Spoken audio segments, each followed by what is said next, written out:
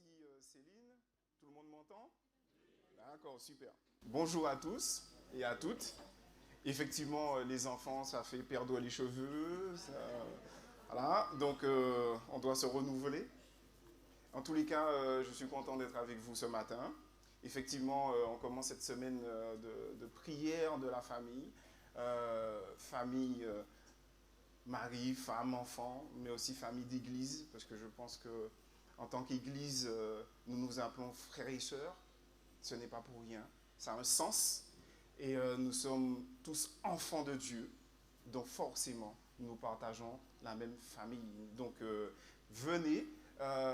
On essaiera dimanche et mercredi d'être un peu dynamique dans notre présentation. Donc il y aura une partie, on va dire, méditation pure, hein, qui va durer 20 minutes, une demi-heure maximum. Et ensuite, on va pouvoir échanger ensemble. Je pense que les questions qui touchent à la famille, Céline le disait, on peut dire, ouais, nous sommes mariés depuis 20 ans, 30 ans, on n'a plus rien à apprendre. Mais non, on a toujours des choses à apprendre. Il y a aussi des jeunes couples de 18 ans, 19 ans. On a des couples en devenir, sans doute également. Et il y a des personnes qui ont peut-être aussi envie de rentrer dans les liens sacrés du mariage et ils doivent aussi entendre certaines choses. Puisqu'aujourd'hui, vous serez d'accord avec moi, tout est mis en œuvre pour que nos familles soient les plus éclatées, instables possibles. Vous êtes d'accord avec moi ou pas? Vivre en famille aujourd'hui, c'est quelque chose de très sportif. C'est vrai. Je commence bien, je suis dans la vérité. Donc, c'est difficile. Mais c'est difficile parce qu'on sait très bien qu'il y a un ennemi qui ne veut pas que nous puissions vivre selon ce que Dieu nous a dit, nous a donné. Parce qu'il nous a donné beaucoup de choses pour que nous puissions réussir nos couples. Il nous a tout donné. Mais simplement, on ne se tourne peut-être pas assez vers ce qu'il nous a donné. Et donc, on essaye de nous débattre. Donc, on mouline, mais on n'avance pas. Et on galère. Donc, cette semaine, on va essayer avec Céline, Pascal et le pasteur va terminer samedi cette semaine. Donc, il y a différents messages et je pense que votre présence est importante. Je pense qu'aussi nombreux que nous sommes là, on a tous une pensée, une vision de la famille actuelle, de notre famille, de la famille d'église. Et il serait important d'échanger ensemble. Et non seulement autour d'un repas le samedi midi, même si c'est toujours plaisant de discuter ensemble, mais c'est bien de discuter aussi en église. Le thème ce matin a été préparé par César et Caroline Deléon. Donc c'est un couple. Ils sont directeurs du département des ministères de la famille à la division nord-américaine. Porteurs de l'image de Dieu. On l'a un peu effleuré tout à l'heure. La famille, nous sommes porteurs de l'image de Dieu. De manière intrinsèque. Alors vous allez me dire, c'est quoi porter l'image de Dieu? C'est quoi même l'image de Dieu? L'image de Dieu, c'est assez simple, vous connaissez. Dieu, il est comment? Amour, bonté, oui. Et il est juste, il est bon, il est fidèle. Mais oui, il est patient, il est doux, lent à la colère. D'accord. Donc vous connaissez. Et donc nous aussi, désolé, hein, vous voyez, c'est l'âge. Donc je prends un peu de recul sur la feuille. Donc vous êtes tout à fait conscient de ce qu'est Dieu.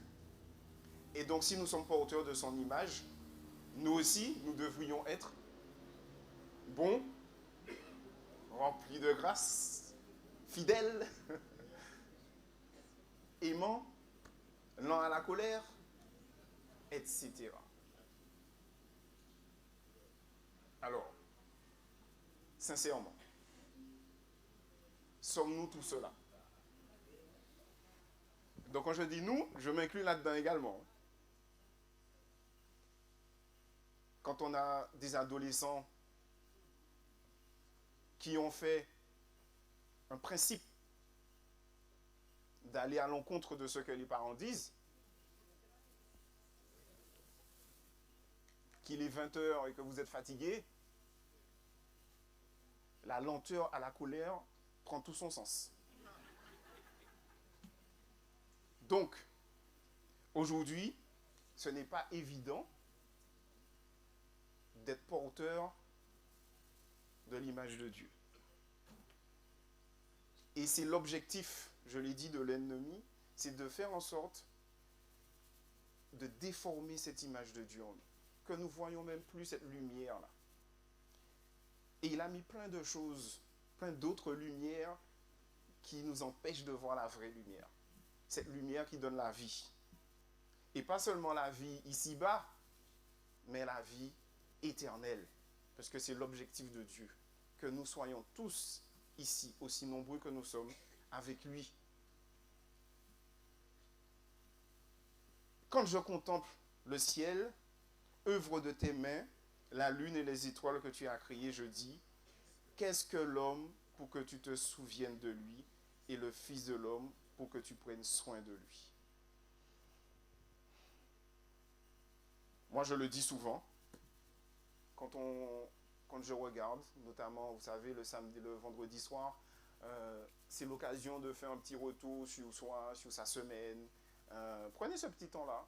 C'est difficile, hein, parce que des fois même, aujourd'hui, on rentre dans le sabbat en courant. Donc, on n'a pas forcément le temps de nous arrêter. Mais le sabbat, et surtout le vendredi soir, c'est fait pour cela. Prenez du temps avec vous et votre Dieu. Refaites votre semaine. Et vous vous regardez, vous vous dites, oh, c'était compliqué. Hein. On n'a même pas envie de chanter des fois. On n'a même pas envie d'imaginer le sabbat matin à l'église parce qu'on n'est pas disposé. On se dit que non, on a dit, on a pensé, c'était trop compliqué, trop de problèmes. On n'a pas la tête à ça. Mais luttons. Et si vous êtes ici ce matin, vous êtes à la bonne place. Il faut être là.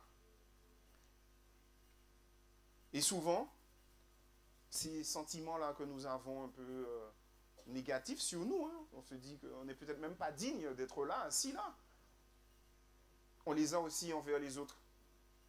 Parce qu'on se dit, ouais, un tel est comme ci, un tel est comme ça. Et surtout quand un tel prêche. On se dit, mais qu'est-ce que je fais assis là? C'est Missier qui a prêché là. Il comme ça, il comme ci. On a l'impression que notre vie spirituelle devient petit à petit morne et sans éclat. Mais comme je le disais, tout autant que nous dépendons du soleil pour toute la photosynthèse et toute la métamorphose biologique et physiologique, c'est magnifique, qui ont lieu sous le soleil, l'âme humaine a besoin de la présence de la lumière du monde, qui est, chers jeunes, parce qu'il faut aussi penser à eux, ils sont là, je les vois, vous avez tous reçu des dons, des talents de Dieu. Satan va tout faire pour ravir ses dons et ses talents. Et c'est l'exemple d'une jeune chrétienne adventiste qui a grandi en Amérique latine, qui s'appelle Sandra. Depuis son enfance, elle rêvait de travailler à Hollywood, de faire des films, de devenir riche et célèbre. Et Dieu lui avait accordé une beauté naturelle et frappante. Donc, on va dire qu'elle avait toutes les chances de devenir une star. Donc, lorsqu'elle a atteint ses 20 ans, elle avait travaillé déjà un peu dans son pays. Et elle a pu se rendre à Los Angeles, donc la ville des stars aux États-Unis, dans cet espoir de réaliser son rêve. Après des mois de vaines recherches pour tenter d'obtenir un rôle dans un film et des douzaines de refus par diverses agences cinématographiques, elle trouva un emploi dans un bar pour pouvoir payer ses factures et subvenir à ses besoins. Mais, après quelque temps, elle constate que pas de film, ses espoirs et ses rêves s'évaporent. Sa vie devint sans but. Les ténèbres s'infiltrèrent lentement dans son âme, de plus en plus découragée. Elle commença à se sentir déconnectée de Dieu et de son Église et même d'elle-même. Et puis un jour, elle rencontra une sorcière de haut rang. Alors, je ne l'invente pas, c'est marqué. Donc, elle a rencontré une sorcière de haut rang dans la hiérarchie des sorcières, qui lui dit qu'elle avait été choisie pour devenir une princesse riche et célèbre dans le monde des ténèbres. Alors, elle commença à assister à plusieurs réunions occultes avec cette femme, ce qui l'amena à être initiée pour devenir la partenaire sexuelle d'un groupe de démons. Et donc, d'épaisses ténèbres avaient envahi forcément la vie de Sandra. Mais le Seigneur aime ses enfants et a promis de ne pas nous délaisser et de ne pas nous abandonner. La nuit précédant le jour où elle était supposée être officiellement consacrée à ce nouveau style de vie diabolique, Dieu envoya un rêve à Sandra et lui dit « Sors de cette ville, sors de ce pays et retourne dans le tien. Sinon, tu perdras ton âme et tu mourras. » Ce rêve était si impressionnant que Sandra se réveilla toute bouleversée. Le lendemain, au lieu donc de participer à son intronisation de reine des sorcières, elle repartit pour son pays et chercha désespérément une aide spirituelle. Elle reconsacra sa vie au Seigneur, retourna dans sa famille d'église. Mais vous pensez que ça s'arrête là? D'accord. Elle dut évidemment livrer d'intenses combats avec l'ennemi en personne. Des démons lui apparaissaient pendant la nuit, essayant de l'utiliser comme objet sexuel. Et lorsqu'elle tentait de le résister, il tentait de l'étouffer. Mais elle persista dans sa prière constante, chercha l'aide des anciens d'église qui prièrent et jeûnèrent pour elle jusqu'au jour où elle fut totalement délivrée de toute domination satanique.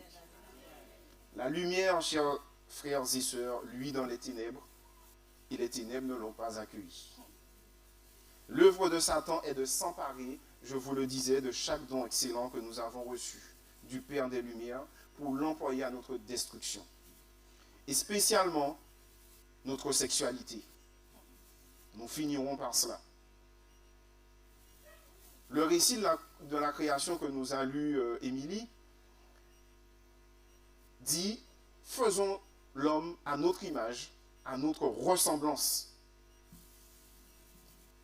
Mais qu'est-ce qui prouve que nous avons été créés à l'image de Dieu? Je vais vite fait parcourir avec vous 3 aspects de notre humanité qui rendent témoignage au fait que nous avons été créés à l'image de Dieu. Premièrement, dans sa fonction divine. Vous l'avez un peu dit au départ, et je prends l'exemple de Moïse, lorsqu'il demanda à voir la gloire de Dieu, il ne put le voir que comment? Que de dos. L'Éternel passa devant lui et s'écria, l'Éternel, l'Éternel est un Dieu de grâce et de compassion, lent à la colère, riche en bonté et en vérité. Il garde son amour jusqu'à combien de générations? Il pardonne la faute, la révolte et le péché, mais il ne traite pas le coupable et il punit la faute des pères sur les enfants et les petits-enfants jusqu'à la 3e et à la 4e génération. Quelle responsabilité nous avons aujourd'hui pour ne pas pénaliser notre 2e, 3e, 4e génération. En tant que porteurs de l'image de notre Dieu, nous avons été donc créés pour être gracieux, compatissants, lents à la colère, riches en bonté et en vérité. Et Dieu connaît nos faiblesses. Ce matin, on discutait avec les jeunes. C'est toujours intéressant de parler avec eux parce que franchement, ils sont vrais, d'accord? Leur questionnement, c'est toujours pertinent. Et il disait notamment, mais nous sommes pécheurs. On parlait de l'enfance de Jésus, Jésus qui a grandi en stature, en sagesse. Ouais, mais c'est Jésus, quoi. Nous, on est pécheurs. Donc, de toute façon, on va pécher. Mais Dieu, il le sait, ça. Il le sait. Et c'est pour ça qu'il vient vers nous avec tendresse. Avec Pierre, il est venu, il lui a dit, Pierre, m'aimes-tu? Jusqu'à ce que Pierre comprenne ce que Jésus voulait lui dire. M'aimes-tu? Encore dans Ésaïe, il dit au peuple, venez, discutons.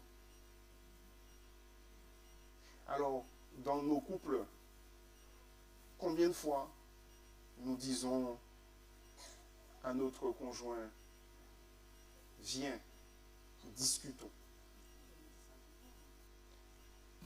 J'ai pas dit babiller. C'est pas la même chose.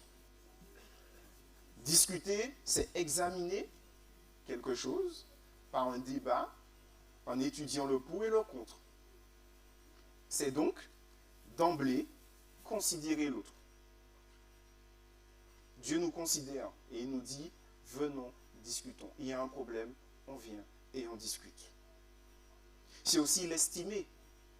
Parce que si j'estime que la femme n'a pas son mot à dire, qu'elle est inférieure à l'homme, forcément, pourquoi je veux perdre mon temps à discuter avec ça?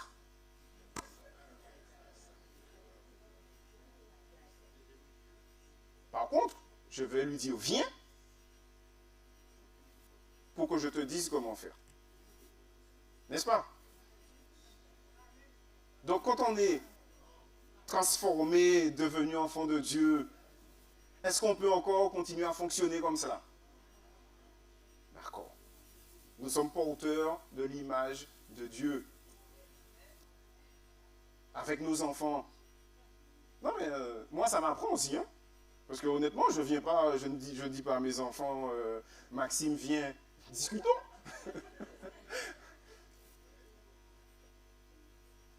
Mais, je pense qu'il faut aussi le faire. Cela, il faut lui donner le règlement, mais à un moment donné, il faut aussi le prendre, quand on constate qu'il y a un souci, prendre le temps et discuter. Parce que l'enfant, il se construit. Donc il a une pensée, il a une idée, il a des choses, et puis il faut lui dire, mais ok, tu agis comme ça, mais dis-moi. Dis-moi pourquoi. Alors moi, je ne comprends pas, parce que quand j'étais jeune, j'ai jamais fait ça à mes parents, je ne comprends pas que toi, tu fasses ça.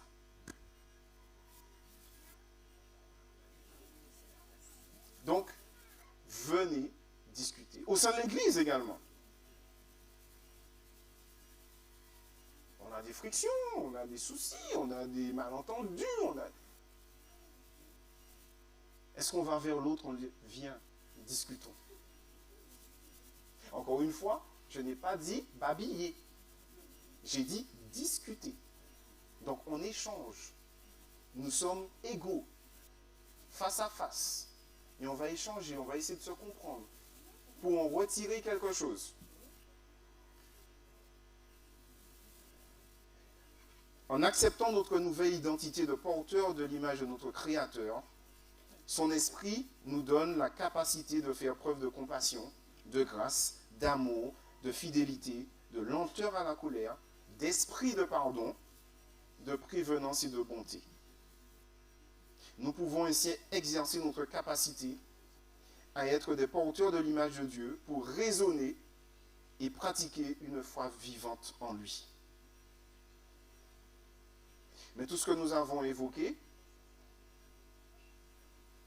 nous amène vers un autre aspect, le deuxième que nous allons voir, qui est l'aspect indispensable, l'aspect relationnel. Notre Dieu est un Dieu de relation, n'est-ce pas? Déjà par essence, il est relationnel. Le Père, le Fils, le Saint-Esprit. S'ils ne sont pas ensemble, s'ils ne se comprennent pas, voilà. Ce serait le chaos. Mais ils sont unis et ils veulent aussi que nous soyons unis comme eux. Afin que tous soient un comme toi, Père, tu es en moi et que moi je suis en toi, afin qu'eux aussi soient un en nous pour que le monde croie que tu m'as envoyé. Quand le monde nous regarde aujourd'hui en tant que famille, en tant que couple, on a des voisins. Hein? Et je peux vous dire que les gens vous regardent. Hein? Vous ne les voyez pas. C'est ça qui est formidable, c'est que vous ne les voyez jamais. Mais si Guadeloupe Première fait une enquête, tout le monde sait si vous êtes sympa, si vous parlez, si vous sortez la poubelle à quelle heure, si vous vous disputez avec votre épouse. Les enfants sont tout le temps dehors, ils sont pieds nus, ils ne se mangent pas. Ils savent tout de vous. Donc vous avez des voisins, vous avez des collègues. Quelle image aujourd'hui, si vous réfléchissez, ils peuvent dire « Ah ouais, Monsieur Parrain Mathias, il est comme ci, il est comme ça. Est-ce que je reflète l'image de Dieu auprès d'eux et auprès de mes enfants? Est-ce que papa et maman reflètent l'image de Dieu? Au sein de l'Église, est-ce que notre couple rend témoignage de l'image de Dieu? Est-ce que nos relations entre frères et sœurs rendent témoignage de l'image de Dieu? Et pourtant, la relation est le véhicule par lequel les êtres humains peuvent le mieux manifester l'image de Dieu dans le monde. Et ce n'est pas pour rien qu'aujourd'hui, c'est un défi d'avoir avec quelqu'un de bonnes relations. Des fois, ça commence super bien. Nous en mis même. Et puis 2 jours après, il y en a un qui dit quelque chose, ou on dit que l'autre a dit que, et résultat, la relation, elle est en pâche. Et au sein de notre couple, au sein de nos familles, combien de relations sont comme cela? Ou je veux dire, il n'y a plus de relations. Combien d'enfants qui ne parlent plus à leurs parents? Combien de parents qui ne parlent plus à leurs enfants? Combien de frères et sœurs entre eux qui ne se parlent plus pour un bout de terrain qu'on va laisser là, que l'herbe va prendre, on brise la relation, ce qui nous fonde en tant qu'être humain. On brise cela pour des choses futiles. La dernière fois, mercredi, on discutait et je disais, mais est-ce que à cause de nos relations, nous allons perdre le ciel?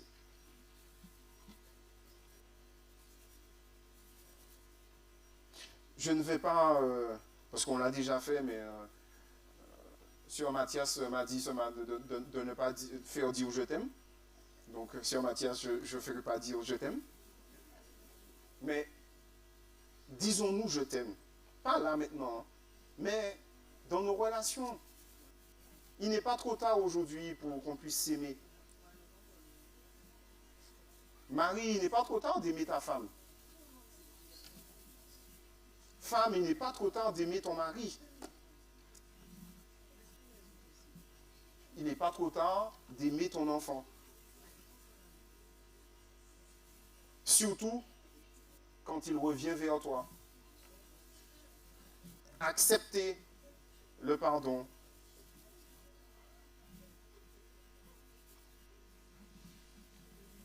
Nous devons recréer ce que Dieu a voulu pour nous. Et il nous l'a donné, ce commandement nouveau. Qu'est-ce qu'il a dit? Ensuite, il le répète. Aimez-vous comme je vous ai aimé. Vous aussi, aimez-vous. C'est comme cela que nous pourrons faire voir aux autres qu'il y a quelque chose qui se passe de différent ici. Porter en nous l'image de Dieu ne doit pas juste être une question d'étude. Nous devons faire notre vocation. Ce que Dieu fait, nous le faisons. Il aime, nous, on va faire un peu de conjugaison. Il aime, il montre sa compassion, il pardonne. Très bien. Nous pouvons être tout dans ce monde.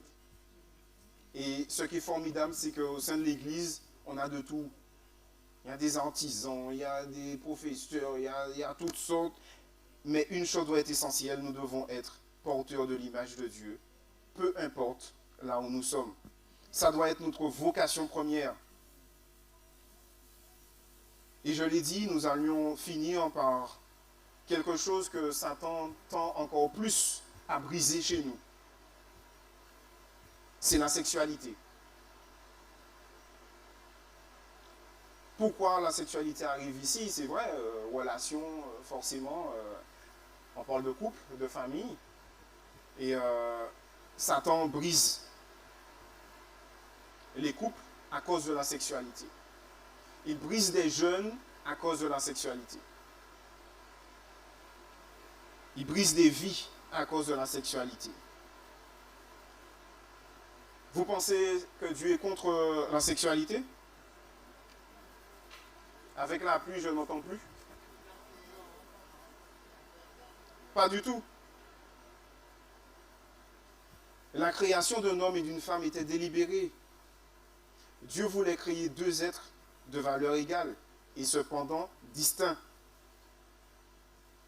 En tant que porteur de l'image de Dieu, l'homme et la femme étaient conçus pour fonctionner dans une harmonie unifiée, comme la Trinité. Il les a conçus doués d'une sexualité particulière et fonctionnelle. Et les deux devaient jouir du privilège d'une relation harmonieuse. Et après le péché,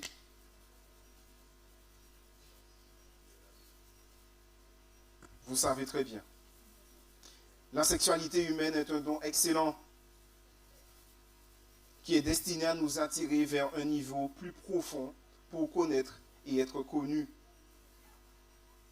Dieu, l'autre et nous-mêmes. Dieu accorde une haute estime aux relations sexuelles entre mari et femme. Que le mariage soit honoré de tous et le lit conjugal épargné par la souillure. Hébreux 13, verset 4.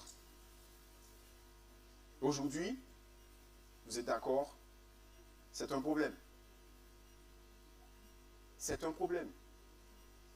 Alors, les jeunes diront, nous sommes faibles. Certains d'autres diront, la chair est faible. Mais vous savez, même dans les couples mariés, il y a des conduites sexuelles qui ne sont pas normales. Il y a une sexualité qui n'est pas normale. Donc, sexualité anormale, relation brisée également. Certains restent mariés et le couple est distendu, on est là. Et certains vont voir ailleurs. Donc, de toute façon, on n'est pas du tout, à ce moment-là, porteur de l'image de Dieu. Mais la sexualité où ça se passe mal, ce n'est pas forcément la faute de l'un ou de l'autre. Des fois, on a été victime quand on était jeune.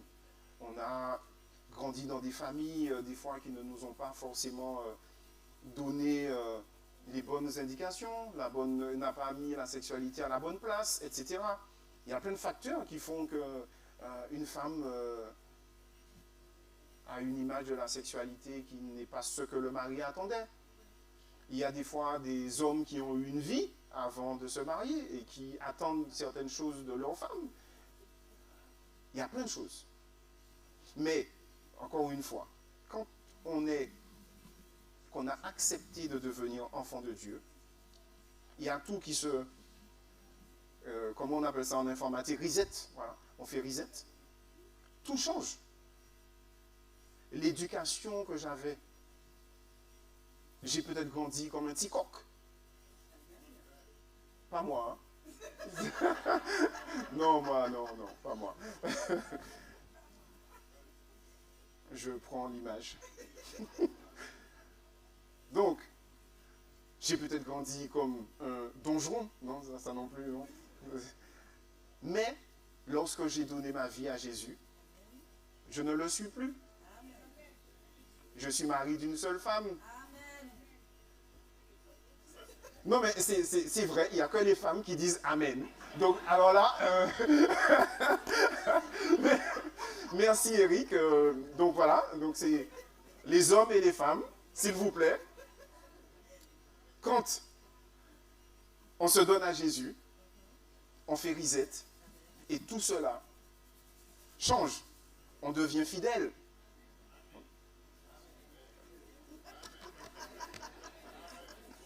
Bon, ils ont essayé les hommes, mais bon, c'est... Donc, en résumé, nous sommes des êtres nouveaux, porteurs de l'image d'un Dieu qui est fidèle, qui est bon. Un Dieu qui s'unit à l'autre. Je m'unis à ma femme, à mes enfants, mais tout cela va se matérialiser différemment. Mais je m'unis aussi à mes frères et sœurs dans l'Église. Et ça aussi, c'est d'une manière différente, spirituelle. Mais nous le sommes. La sexualité, après la chute, a été considérée de manière innombrable. Et ça a été influencé au travers des siècles par plein de facteurs religieux, culturels, etc. On essaie d'expliquer beaucoup de choses. La vérité est que toutes les familles, d'après la chute, allant des familles saines et fonctionnelles aux familles toxiques et dysfonctionnelles, sont aussi influencées par des facteurs, d'après la chute, dans le domaine physiologique, psychologique, social et culturel. L'authenticité sexuelle que Dieu avait créée à la base n'est plus. Et c'est une réalité. Et donc, comment faire pour que nous puissions bien vivre malgré ces difficultés? Mari et femme, nous devons prier ensemble. Nous devons discuter ensemble. Nous devons nous dire ce qui ne va pas. Venez, discutons. Viens, discutons. Nous devons ouvrir cet espace les uns aux autres au sein de nos foyers. La femme a le droit, chers messieurs, de vous dire, viens, discutons. A le droit de vous dire, je ne me sens pas bien dans le couple. Il y a quelque chose qui ne va pas dans notre relation. Ça fait mal en tant qu'homme, puisque forcément, on connaît tout. On sait tout. On fait tout bien. D'accord? Mais elle a quand même le droit de nous dire, ce que tu fais tout bien, il y a quand même quelque chose qui ne va pas. Elle a le droit.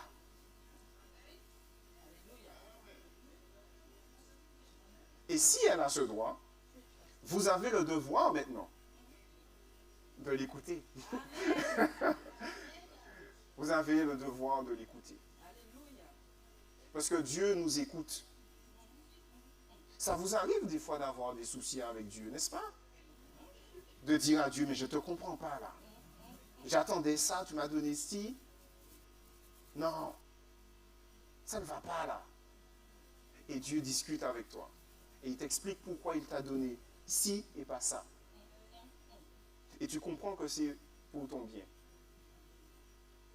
Si ta femme te dit, j'ai mis du temps à le comprendre. J'ai pas mis 19 ans, mais j'ai quand même mis 15 ans à le comprendre. Si la femme te le dit, c'est pour ton bien. C'est pour le bien du couple. Parce que quand tu l'écoutes, derrière, c'est magnifique. On rate plein de choses en voulant faire les petits coqs. On rate plein de choses. Plein de bons moments. Donc venez discuter. Vous allez voir. Écoutez-vous. Créez des relations. Recréons des ponts entre nous, entre époux, avec nos enfants, avec nos frères et sœurs à l'église. Ne laissons pas Satan nous empêcher d'arriver au ciel pour des questions relationnelles. Ce serait trop facile et trop simple. Et on a toutes les bonnes raisons de ne pas aller vers l'autre. On a toutes les bonnes raisons, franchement. Mais Dieu, il aurait aussi toutes les bonnes raisons de ne pas venir vers nous. Et pourtant, il vient vers nous.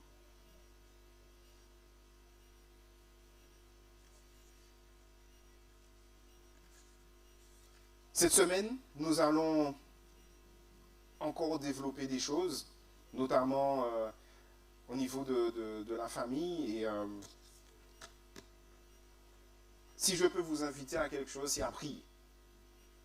Parce que la prière, c'est quelque chose de formidable. L'un des objectifs de cette semaine de prière, c'est aussi d'aider, d'écouter des familles qui sont peut-être en difficulté. Et combien de couples qui se sont brisés sous nos yeux, et après on a dit, c'est vrai, je sentais qu'il y avait quelque chose qui n'allait pas. C'est vrai que ce monsieur-là, il était un peu bizarre, mais on n'a rien dit, on n'a rien fait. Parce que ce ne sont pas nos affaires. Mais c'est vrai. Dans un côté, oui. D'un côté, oui. Ce ne sont pas nos affaires. Mais nous sommes frères et sœurs. Nous devons ouvrir des espaces pour qu'une femme, un homme puissent pouvoir parler.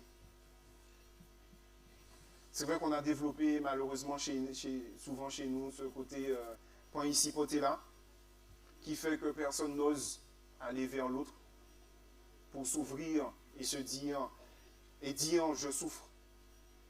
Donc, que Dieu nous aide à changer cela, pour qu'il y ait un véritable espace chez nous, à l'église, pour que réellement des personnes qui sont en souffrance puissent pouvoir dire je souffre et puissent être accompagnées.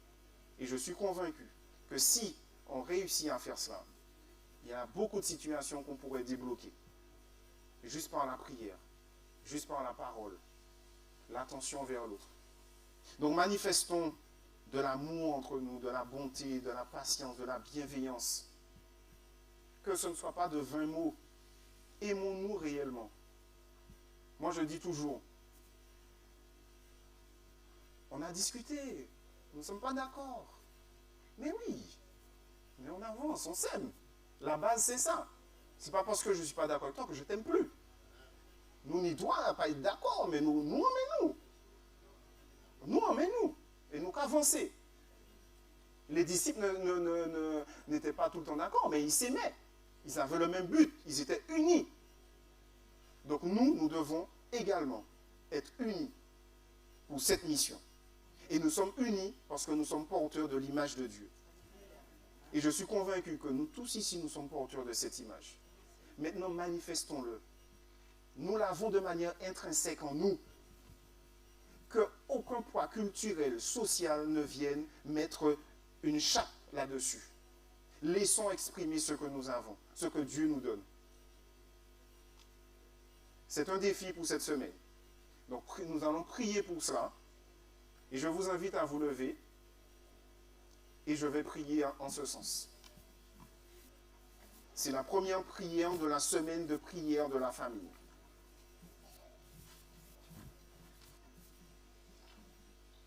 Notre Dieu, notre Père, ton Église, ton peuple est devant toi ce matin pour te dire merci. Merci parce que tu nous aimes. Malgré notre indignité, tu nous aimes. Tu viens vers nous. Tu ne nous abandonnes jamais. Que nous ne puissions pas, nous, à notre tour, abandonner ceux qui sont autour de nous. Pour quelque raison, quelque justification. Éternel, je te présente ton peuple de Chauvel. Je te présente toutes les familles qui sont présentes dans cette église. Tu connais les défis de chacun. Défis entre mari et femme, entre parents et enfants, entre frères et sœurs d'une même famille, et entre frères et sœurs à l'église. Mon Dieu, délivre-nous du mal. Que nous soyons vainqueurs au nom de Jésus. Remplis-nous de toi, de ton amour, que nous puissions être porteurs tous les jours, à chaque instant, de l'image de Dieu, comme tu nous as créés. Éternel, bénis cette semaine qui s'annonce, qui s'ouvre, que tu permettes que chacun fasse des plans pour qu'il soit présent tous les jours de réunion. Béni sois-tu. Merci au nom de Jésus. Amen.